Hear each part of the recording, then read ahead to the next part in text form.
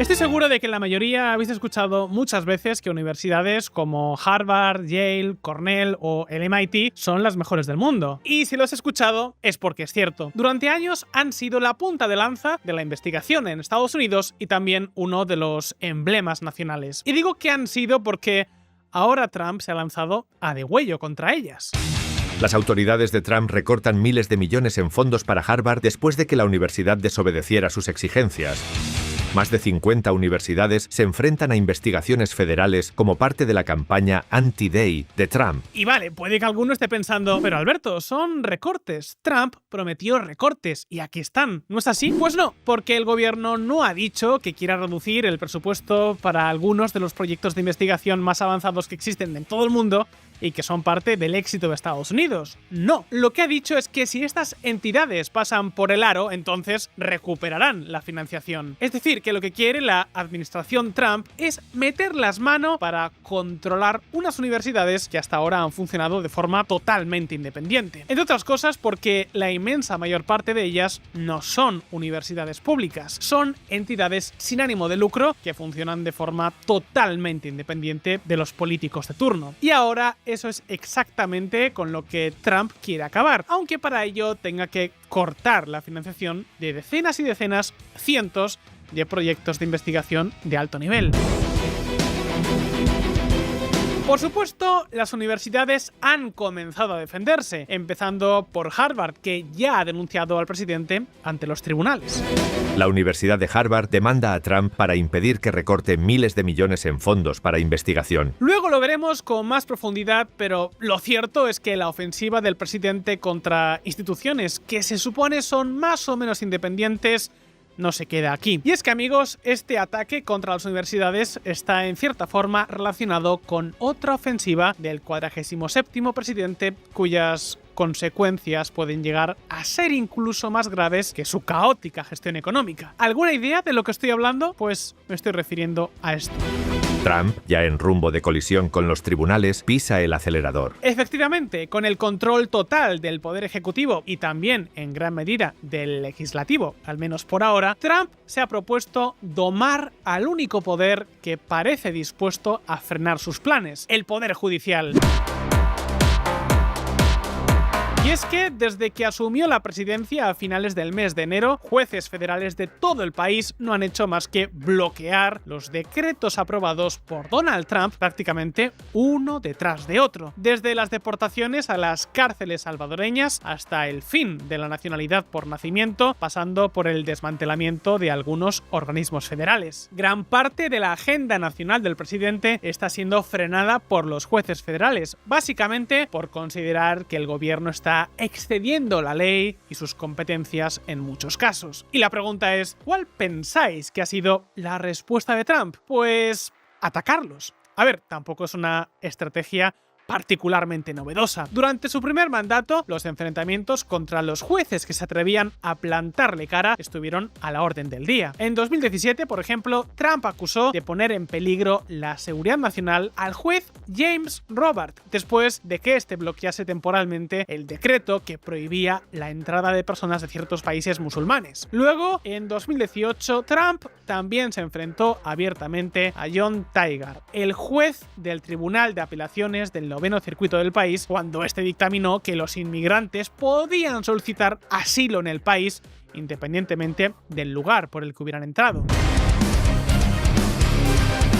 Vamos, que Trump nunca se ha llevado particularmente bien con aquellos que han intentado frenar sus planes. Claro que el Trump del primer mandato era muy diferente al actual, entre otras cosas porque en su primer periodo en la Casa Blanca había gente de alto rango en el gobierno que estaba dispuesto a decirle señor, esto es demasiado. Es decir, que había miembros del gobierno que frenaban muchos de los planes del presidente, especialmente cuando estos pasaban por atacar o enfrentarse con algunas de las instituciones más importantes del país. Pero ahora eso ya no es así. El nuevo gobierno de Trump está formado por personas que, por diferentes motivos, son completamente sumisas al presidente. Y eso es exactamente lo que está multiplicando el caos producido por Trump. Y es lo que explican noticias como estas. Trump promete desenmascarar a sus enemigos en un discurso político en el Departamento de Justicia.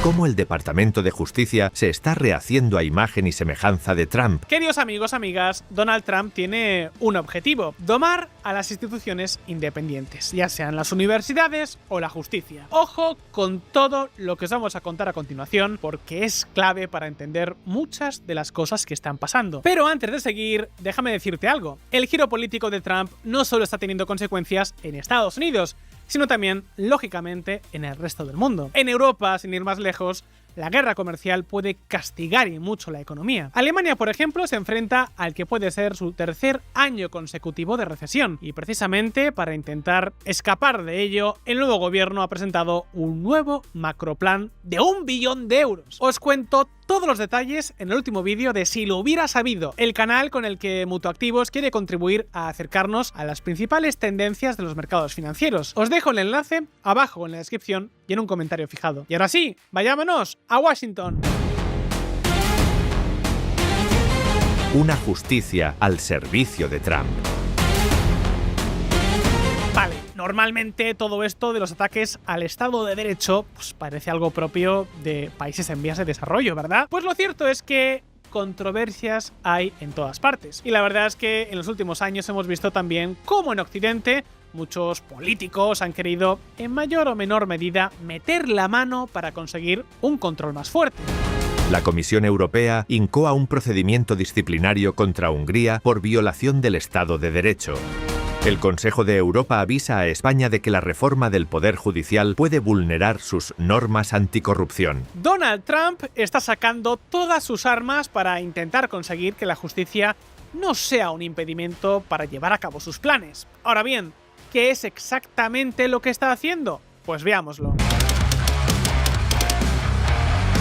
En Estados Unidos, los fiscales generales, propuestos por los presidentes y confirmados en su caso por el Senado, son los responsables del Departamento de Justicia, área de la que dependen agencias tan importantes como el FBI o la DEA. Así que, como os podéis imaginar, alguna influencia en todo lo que ocurre en este departamento, pues sí que tienen, por no decir que bastante. A ver, esto no es algo nuevo, pero lo cierto es que pese a ello, a grandes rasgos, los presidentes no han interferido mucho en los asuntos de la fiscalía. Hasta ahora. Ya en su primer mandato, Trump intentó meter mano e influir en algunas investigaciones. El caso más claro, el de la investigación federal contra su fiel exasesor de seguridad nacional, Michael Flynn.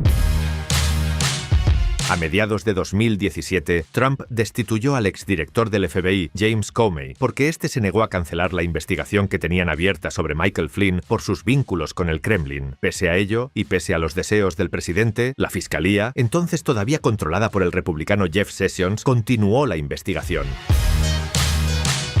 ¿Y qué pensáis que hizo Trump en cuanto pudo? Pues llevar la presión al límite hasta pedirle la dimisión al propio Jeff Sessions y poner en su lugar a uno de sus fieles seguidores, William Barr. Barr se puso manos a la obra para tratar de desmontar el proceso judicial contra Flynn y la investigación especial sobre la injerencia rusa en las elecciones. Sin embargo, lo que no pudo parar fueron las sentencias condenatorias contra otros 2 colaboradores cercanos de Trump: Roger Stone, condenado a 40 meses de prisión, y Paul Manafort, condenado a 73. La respuesta de Trump: indultar rápidamente a los 3, parando la causa contra Flynn y dando a los otros 2 la tarjeta del Monopoly para salir de la cárcel. En otras palabras, que Trump usó todo su poder para proteger a 3 de sus más fieles aliados. Eso ya fue una intromisión bastante grave. Pero ahora el presidente está yendo mucho más lejos. En este segundo mandato está yendo a pecho descubierto.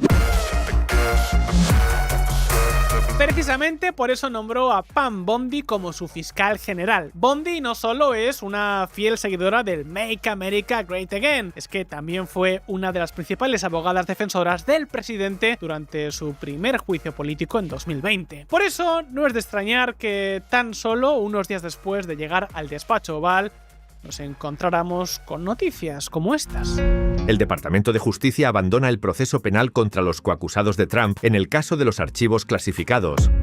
El Departamento de Justicia retira los cargos contra el ex legislador republicano en un caso criticado por Trump. El paso probablemente pone fin a una saga legal que expulsó al ex representante Jeff Fortenberry del Congreso por donaciones extranjeras. Es decir, que Trump ha aprovechado estos primeros meses no solo para cerrar casos que le involucraran a él mismo, como el de los documentos clasificados encontrados en Mar-a-Lago, sino también para proteger a muchos de sus amigos que estaban siendo investigados por la justicia.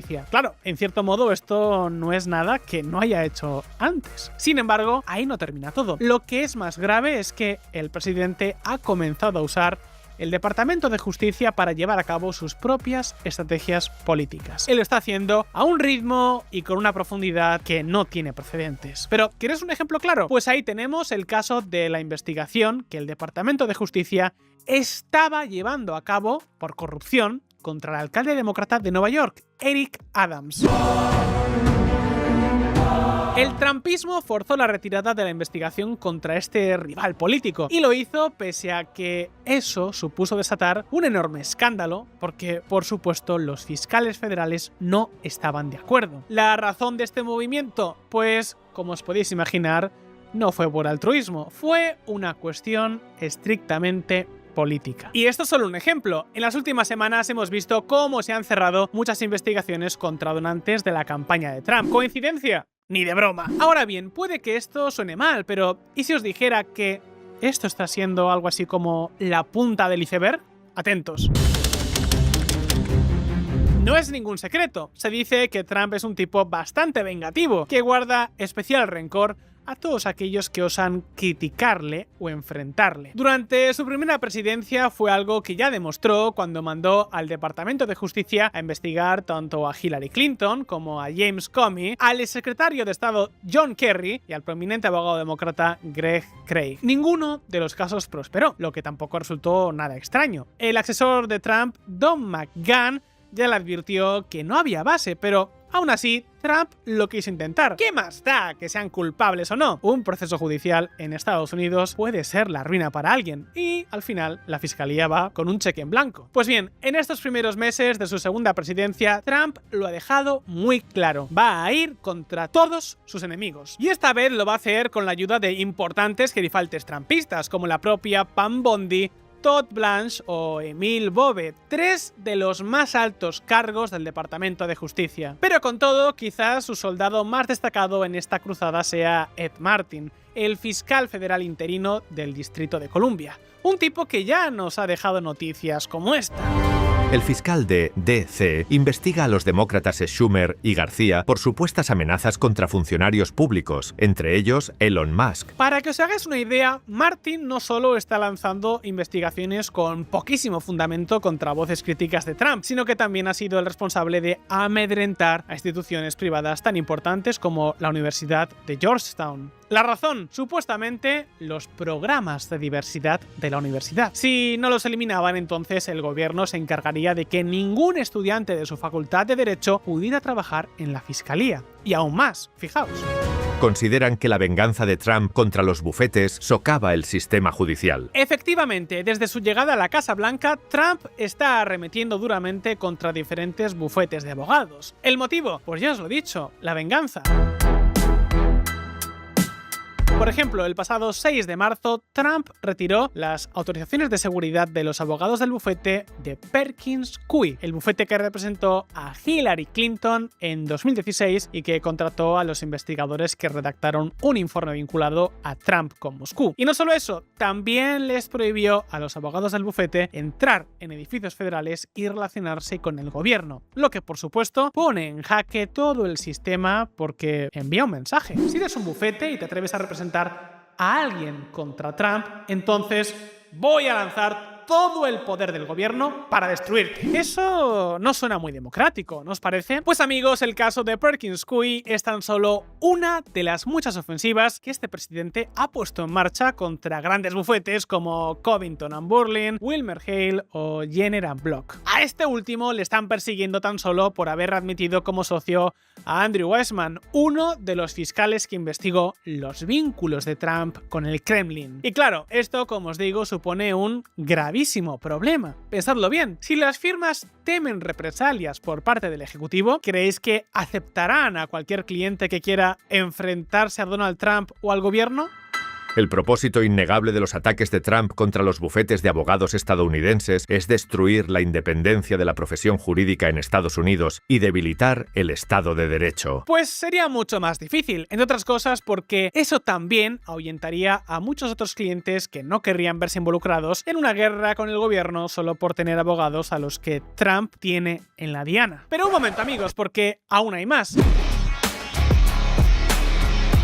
El presidente no se está conformando con utilizar el poder del gobierno para perseguir a adversarios políticos, enfrentarse a jueces y arremeter contra bufetes de abogados. No, también se ha propuesto hacer una extensa purga dentro del Departamento de Justicia. ¿Con qué objetivo? Pues lógicamente para moldearlo a su medida. Por ejemplo, tan solo 10 días después de su asunción como presidente, Emil Bobe, el fiscal general adjunto principal, se ventiló de un plumazo a 30 fiscales que trabajaron en el caso del ataque al Capitolio en enero de 2021. No solo eso, ese mismo día también decidió terminar con la carrera de 7 de los agentes más especializados del FBI que también habían trabajado en la investigación del caso. Investigaciones que, recordemos, llevaron a que 277 personas fueran condenadas en juicios por el ataque al Capitolio. Es decir, Trump ha echado a la calle a agentes del FBI por hacer meramente su trabajo. Amigos, esta ofensiva no tiene precedentes y es sumamente inquietante. Los empleados del FBI y del Departamento de Justicia son parte de los contrapesos al propio gobierno. Tienen que ser capaces de trabajar con independencia. Ganar unas elecciones no puede justificar en ningún caso acabar con los poderes independientes del Estado. A Trump le han escogido como presidente, no como un monarca absoluto. Cuando pase este tiempo, sea cuando sea que pase, va a tocar hacer muchas reformas para que cosas como todas estas no sean posibles. Para que ningún presidente, ni demócrata ni republicano, ni rojo, ni azul, ni amarillo, pueda desmontar el conjunto del Estado a su antojo. El Estado de Derecho y la independencia de las instituciones que tienen que protegerlo son absolutamente cruciales para vivir con libertad y seguridad. Dañar eso es dañar las grandes fortalezas históricas de los Estados Unidos. La democracia no consiste en una guerra entre las partes, ni tampoco en una dictadura de la mayoría sobre la minoría. Eso lo tenemos que tener muy pero que muy claro. Dicho esto, amigos, como os decía antes, Trump no solo está tratando de domar al Departamento de Justicia. Controlar los centros de pensamiento. Desde hace ya varias semanas, Trump ha estado amenazando a las universidades con una cosa: congelar los fondos federales que éstas reciben. Y de hecho, eso es algo que Trump ya ha comenzado a hacer. No solo Harvard, sino también icónicas universidades como la de Cornell, la Johns Hopkins o la Northwestern, entre otras, han sufrido congelamientos multimillonarios. Y os preguntaréis, ¿por qué? ¿Qué está llevando a Trump a atacar la financiación de estas universidades? Pues supuestamente esto es lo que persiguen. No estamos buscando simplemente presentar demandas, queremos obligar a un cambio cultural en la forma en que los estadounidenses judíos son tratados en los campus universitarios. Por supuesto, la mayoría de los analistas consideran todo esto como una mera tapadera para acabar por las bravas con los famosos programas de diversidad, equidad e inclusión que tanto rechaza Trump. We're going to stop the destructive and divisive diversity, equity and inclusion. Es decir, el presidente podría estar tratando de forzar a instituciones privadas a comportarse tal y como quiere la Casa Blanca, lo que ya de por sí es bastante controvertido, por no decir cuestionable. Piénsalo, se supone que el dinero del gobierno financia programas de formación y sobre todo de investigación, supuestamente porque estos son buenos. Si no lo son, que no los financien, pero eso de utilizar el dinero público para obligar a entidades privadas a ser de una determinada forma, no sé, a mí no me suena particularmente bien. Estos contratos incluyen la investigación sobre la prevención de infecciones hospitalarias, la detección de medicamentos contra virus mortales, la computación cuántica, la protección contra la guerra química. En cualquier caso, muchos analistas apuntan a que realmente esta ofensiva lo que busca es castigar y amordazar a unas universidades cuyos profesionales han sido mayoritariamente muy críticos con Donald Trump y que todavía tienen una influencia enorme en la sociedad. El caso es que para lograr su objetivo, la presidencia está utilizando todos los mecanismos a su alcance.